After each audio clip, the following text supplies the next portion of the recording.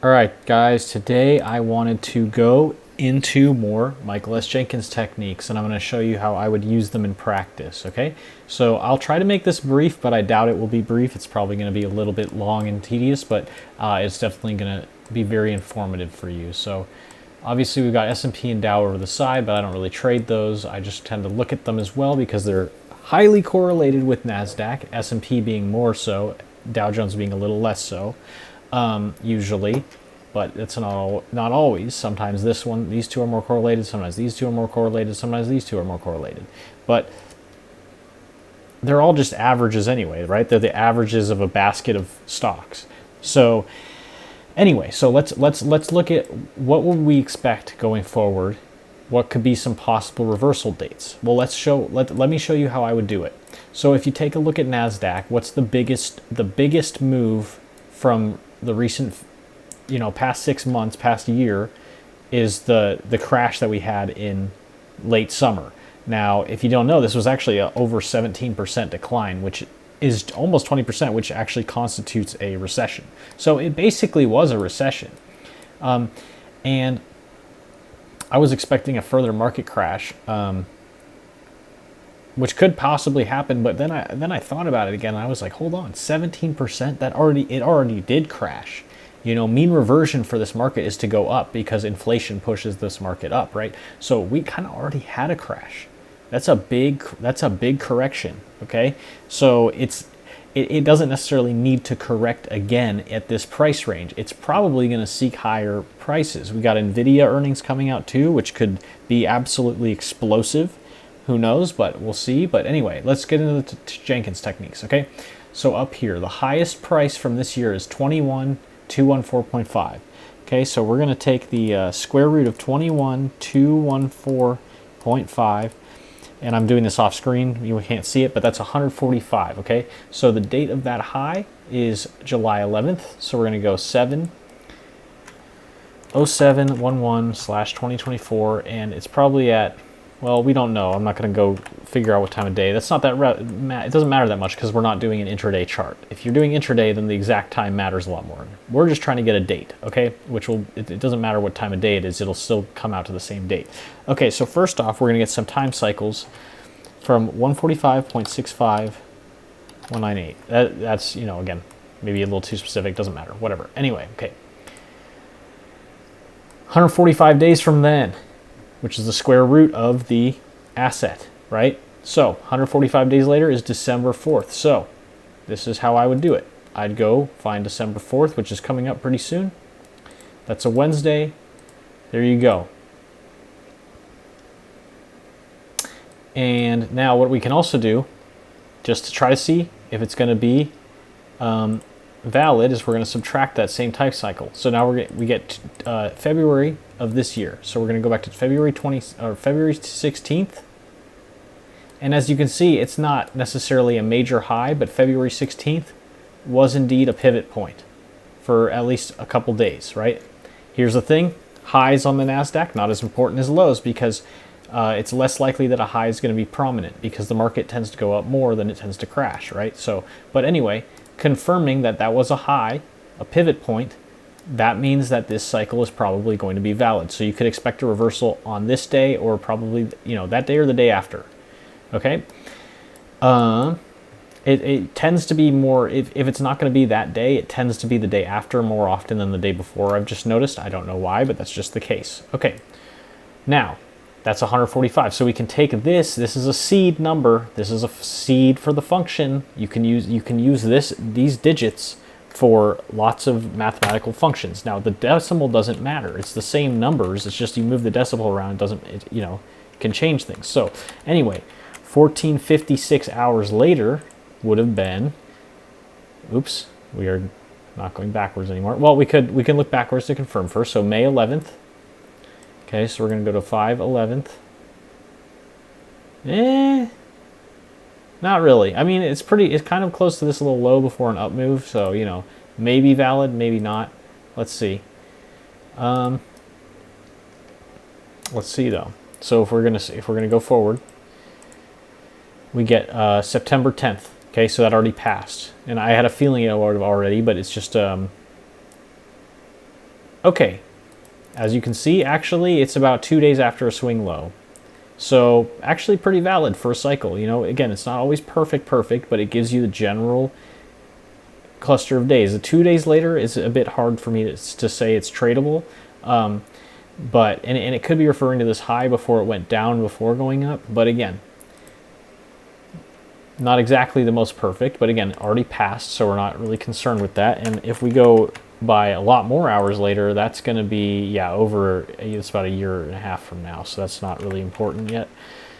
What I would say, though, is we could do 14 weeks from that date. We could first go before to confirm, so we get March 31st.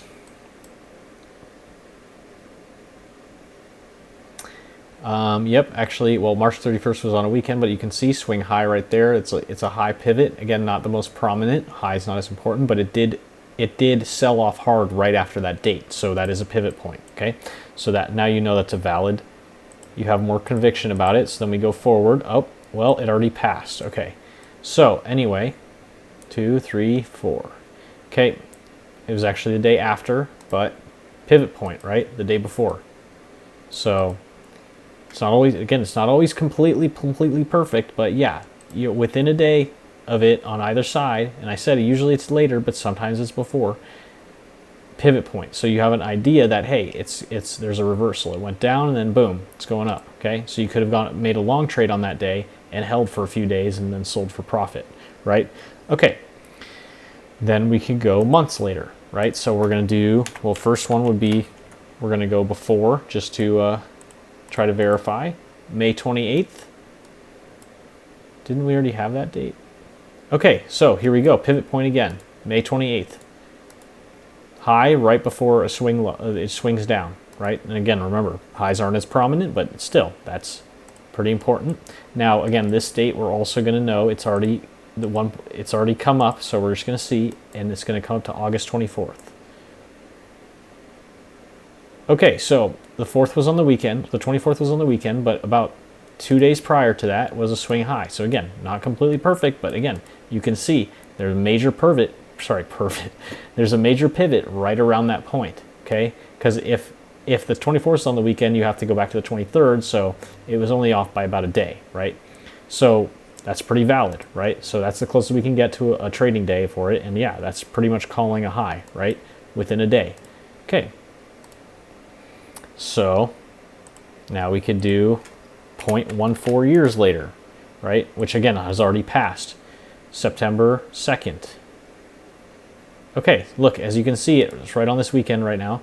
And it may not look like a swing high based on the price action going like this, but look, right after the 2nd was the 3rd, and it made a major swing down after that point. It was going up a bit before that point, and it swang down, okay? So these call cycles. Now, obviously, most of those have already occurred because it's been a little bit while in the past, but you get the point, okay? So, but it's hard. You're not going to know off the top of your head if those have necessarily occurred yet. So what you're going to do then is move forward. Major swing low right here, August 5th, right?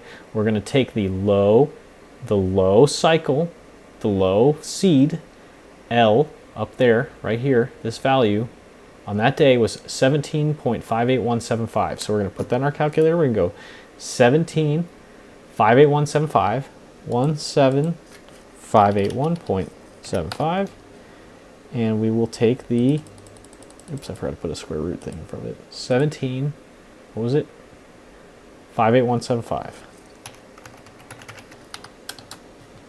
And we get, I'm just going to copy paste this. I think I can do that. That's the number we get, okay? Now remember, it's on August 5th now, so we're going to go 0805 2024, and we're going to start with days, and we're going to add, and it's going to come out to December 16th, okay? So Monday, December 16th, I just drop a thing right there, and within a day before or a day after that point, well, there's not a day before, but on that Monday or on the Tuesday, I would expect a swing. You know, it's going to make a reversal. Okay, it might not be the biggest reversal, but you know, with leverage and all that, you can make plenty of money off of a smaller move, right? Especially if it's a small move on the daily chart. that's still going to be a whole big move on intraday, right? So with futures, that could be easily over 100 points, right? So there's going to be no problem with in terms of making profit, right? If it's going to move enough. It might not move this a lot compared to some of the bigger moves it can make, but it will still be plenty to make if you take profit accordingly. Okay, so anyway, and we can confirm that cycle by going back 132 days, March 25th. Okay. 2, 3, 4, 5. Okay. Not exactly the most perfect, but it is a little bit of a swing low right there. But anyway, not exactly as perfect. Now, obviously, you can see it's actually about 2 days off the swing high, so it's probably referring to that. But again, not really perfect enough to say, oh, okay, that's super, super valid, right? So take the 16th with a grain of salt as well then. It might be powerful, it might not be, okay? But at least you have it in mind, like, hey, this day I'm ready for a reversal to happen on the daily chart, right? Okay, hours. We're going to go backwards in hours. June 11th. Let's see what happened on June 11th, okay? Now, it's not exactly swing low, but as you can see, it's the day at the start of a giant up move, right? Where it kind of went sideways, tried to make a swing-ish low, boom, right after that point, big up move, right? So if you see that price is moving up, you can say, okay, the trend is, it's continuing up, and after it made a little bull flag right there. If you know what a high tight flag is, that's actually it's like a textbook high tight flag right there. So anyway, that's the day when it had made an explosive, began to make a very large series of up moves, right? So that looks like it could be a powerful cycle. So we go forward. Now again, this date already happened, but it doesn't hurt to check. 7, 8. Okay. Kind of in between two moves, so not exactly the most perfect. You know, it could either be pointing to this swing high or this swing low right here, but it's kind of smack dab in the middle, which I will say occasionally, and you don't have to doubt me on this, Jenkins himself has said it, sometimes it won't occur at the final high or final low, it'll actually happen right in the middle of a swing. Again, it's not always perfect, doesn't always work perfectly, okay? But anyway, we can move forward and say 13.2 weeks, go backward. We're going weeks now, May 4th.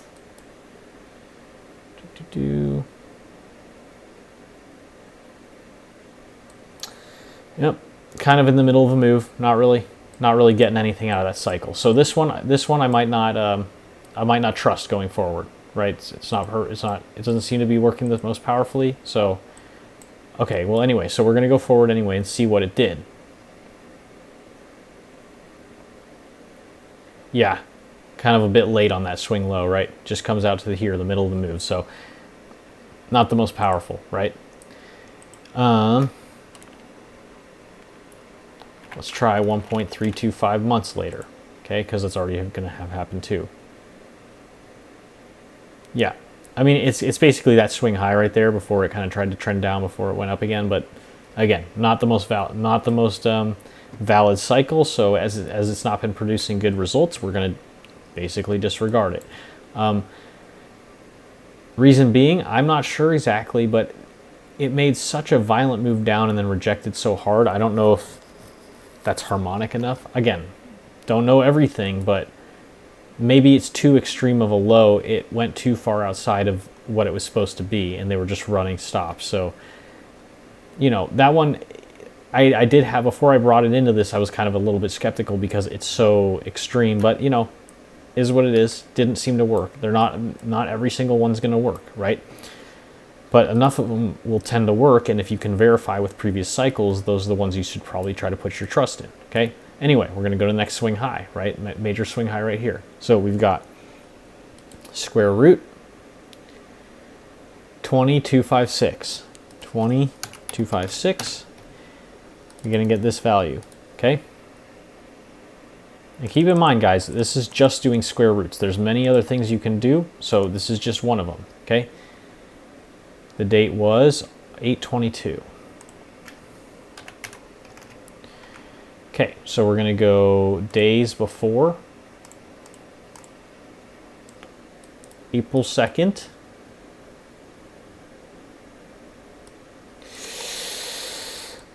It's the day after a bit of a swing high right there, April 1st. So yeah, down move after that. Not exactly the most powerful, but we'll see. So we're going to go forward. This one will have already happened by now. No, it won't. Okay, so we have January 11th. Okay, so that's going to fall on a weekend. It's close to the Friday though, so I would say the Friday or the Monday expect a reversal. Not a guarantee, but just again, you're not going to have a 100% win rate. So, you know, use a tight stop, try to get in at a good place in price action at a good time of day and in a, you know, at a premium or discount based on whether you think it's going to, whether it's been declining up until that point or it's been going up.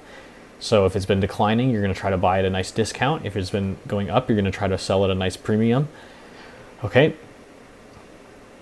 We're going to go hours.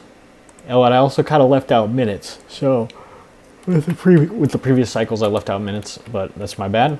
Anyway, we're going to add. This one already passed, so we're going to see where it was. October 20th, 19th. Okay, so it's kind of pointing to a little swing high right here. Obviously, there's some stop running in between, but then boom, it dips down right after that. So that would have been, you know, on the 20th.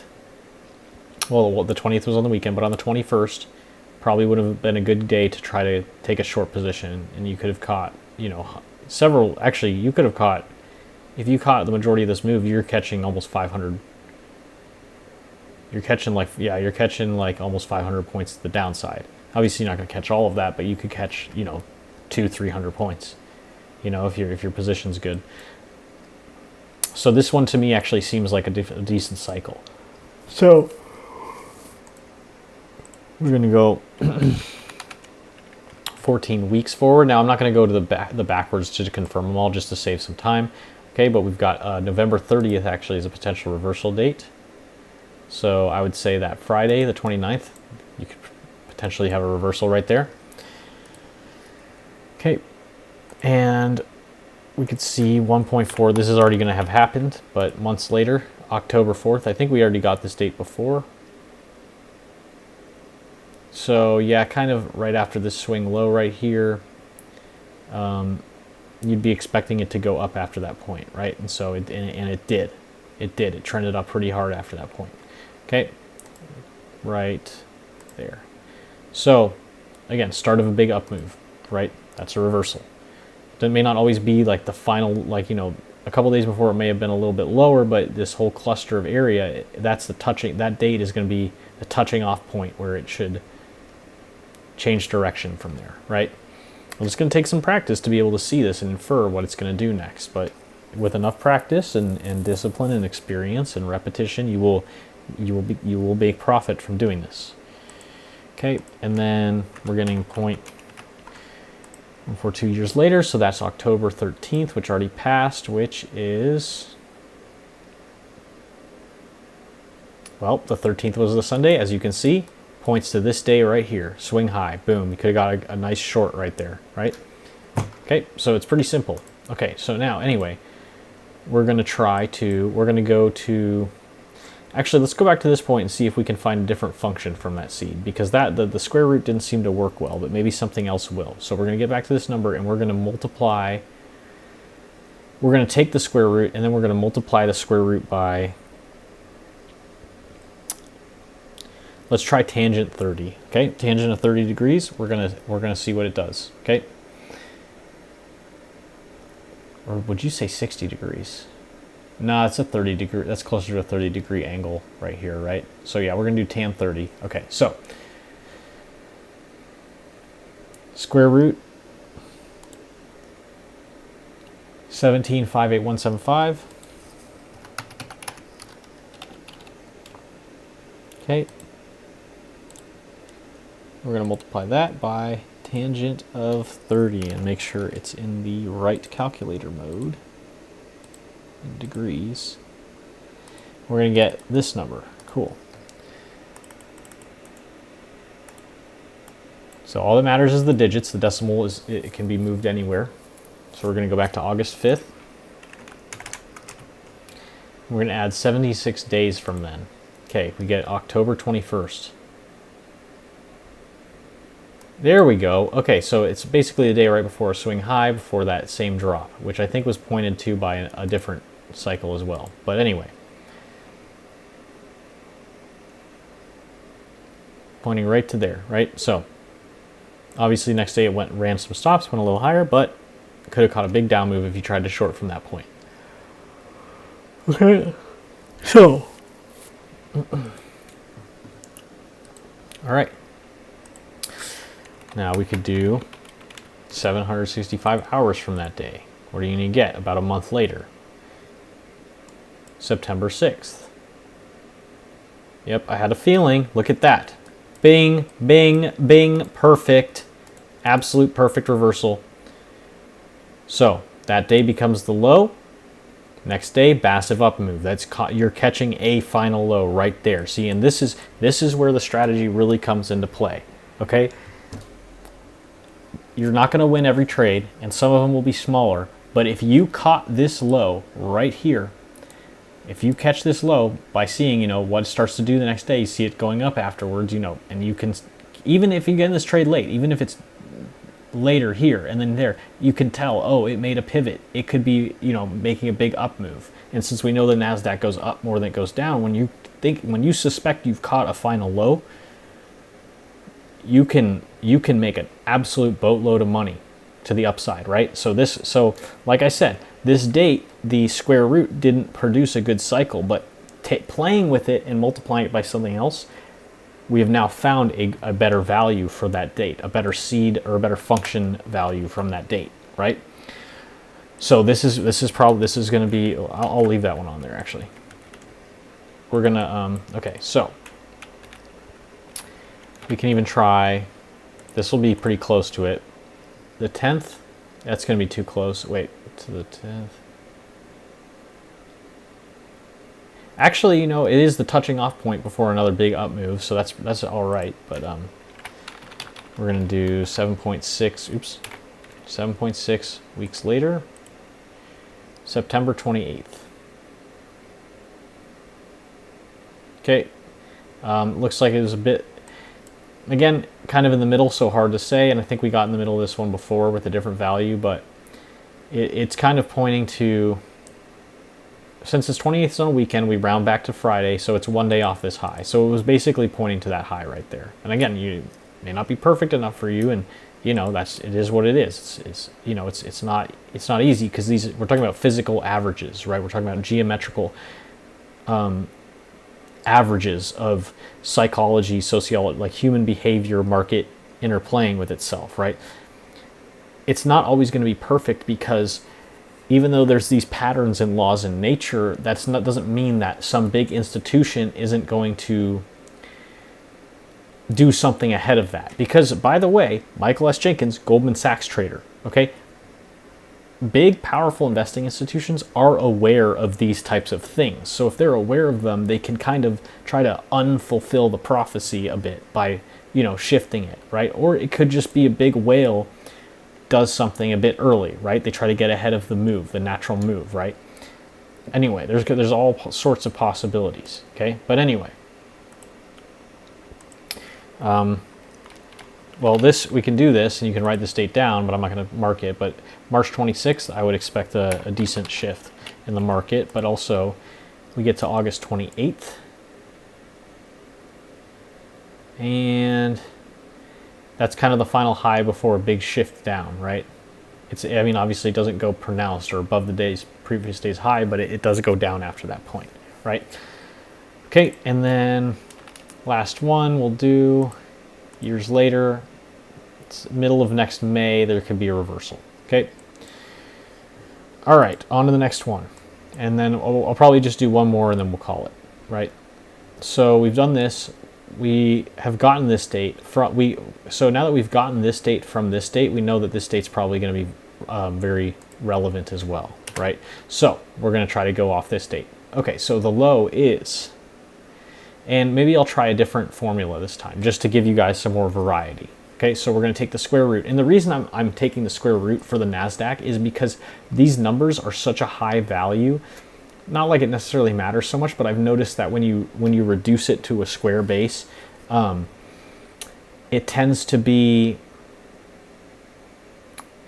more accurate. And why, I can't explain it, but it just feels like you're almost compressing it. You're compressing the value into a square root, and it becomes more powerful when you do that. So anyway, we're going to take the square root of 18,570.5.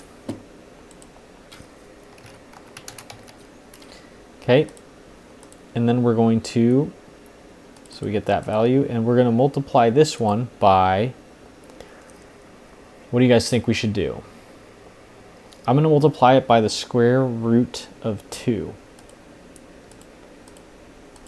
Okay, so now we got this value. So I took the square root of that and then multiplied that number by the square root of 2, which is a geometric constant. It's very important. What's the guy's name? I'm blanking on the name. The freaking famous Greek geometrician.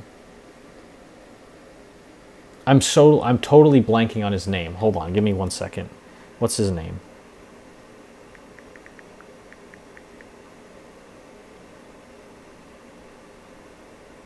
Euclid. There we go. Sorry, I was blanking on his freaking name. Yeah, Euclid. So Euclidean, very Euclidean constant are square root 2, square root 3, square root 5. They can be used to measure diagonals of various geometric shapes, like squares, rectangles, stuff like that. Okay. Anyway, so they're actually like innate geometric constants that God has engineered in our physical universe. Okay. Anyway, so we have this is the resulting number of the square root multiplied by the square root of 2, and we're going to go from September 6th now. So we're going to go 0609. And we're going to start with days. We're going to go backwards because I don't think we're going to get days forward yet. We're going to go, hey, what do you know? It's a date that's shown up before. As you can see, these pivots are interrelated with one another. It's not a coincidence, okay? I know you'll hopefully have a good enough memory, but it pointed to that high right there before the Monday, before a little downtrend, right? So, okay, so we know it's valid. So I would mark this date that's coming up on your calendars. We've got March 18th. Okay, so boom, boom, boom. Sorry, I gotta go a little more right. Okay, so again, now I'll just leave these on my chart, and when those days come, I'll be ready, while I'm manually trading. Okay, hours. This one will have already passed, I believe, but no, it won't. It's actually coming up right now. Next Monday. Okay, Monday the 25th. Potential reversal, guys. Okay. Now we're going to do 19 weeks later, which has not occurred yet. And we're going to get January 19th.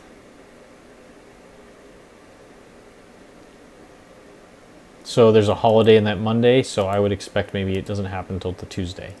Okay. All right, and then we're going to get months later. We're going to do 1.9 months later. And that brings us to a date that has already occurred. Now, as you can see, November 4th, exact pivot low before this giant up move, okay? So these digits are very powerful in a cycle when taking it from this date, right?